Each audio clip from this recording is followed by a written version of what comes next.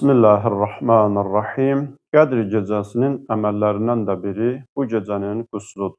Yəni, Qədr gecəsinin quslunu alıram qürbətən ilallah niyyəti ilə qusl almaq. Bəs belə bir sual yaranır.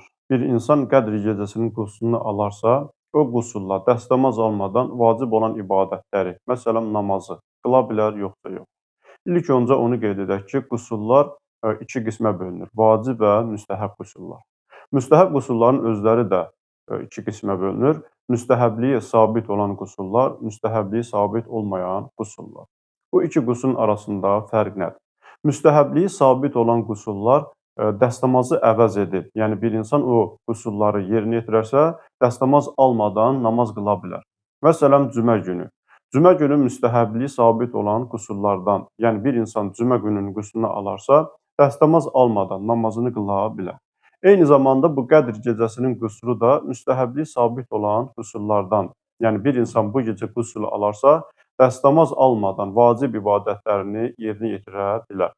Amma müstəhəbliyi sabit olmayan qusullara gəlincə, insanlar onu rəca niyyəti ilə, ümid niyyəti ilə alır və ardınca vacib ibadətləri yerinə yetirmək üçün mütləqdir ki, dəstəmaz alsın. Yəni o qusullar dəstəmazı əvəz etmir. Vəssalamu aleykum və rəhmətullah və bərəkətuhu.